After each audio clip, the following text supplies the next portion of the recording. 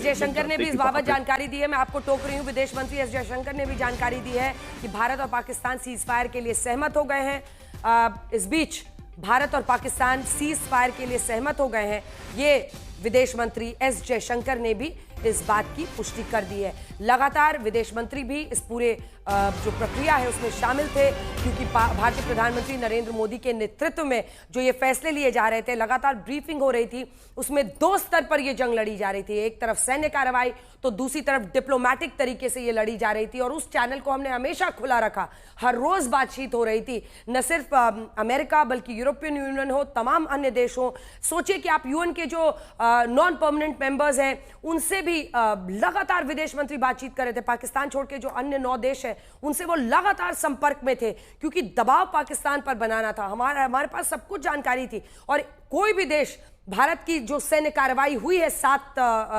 तारीख को ऑपरेशन सिंदूर, किसी मुल्क ने उसके खिलाफ नहीं बोला। जहां जहां बात हुई यही कहा गया कि आतंकवाद खत्म कीजिए, आतंकवाद के साथ समझौता नहीं हो सकता है। यह हिदायत पाकिस्तान को दी गई। हाँ, एक हमारा पड़ोसी मुल्क है जो उसकी बोली बोलता है, क्योंकि नोट पैसा रुपया वहां से आदान प्रदान चलता है, लेकिन उसको छोड़ दीजिए तो पूरे विश्व में अलग थलग पड़ा पाकिस्तान। इस दबाव में आया, जिसके बाद भारत ने अपनी शर्तों पर इसे मुमकिन किया है। रोहित, मैंने बीच में आपको टोक दिया था, जल्दी से जानकारी दीजिए।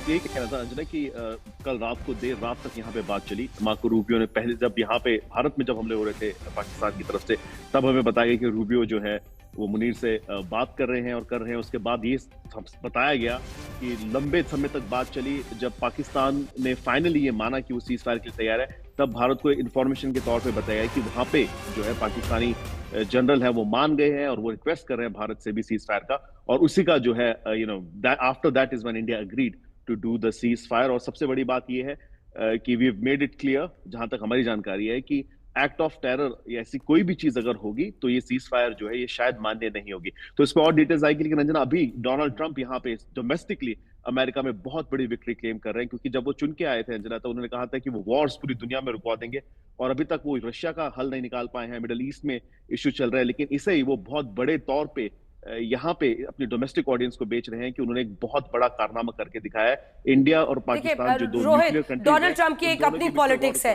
और वो पॉलिटिक्स वो अमेरिका में करते आए हैं, करते रहेंगे। लेकिन ये भी एक सच्चाई है कि जब बांग्लादेश में हिंदुओं पर हमले हो रहे थे तो खुलकर उन्होंने उसके खिलाफ ट्वीट किया था।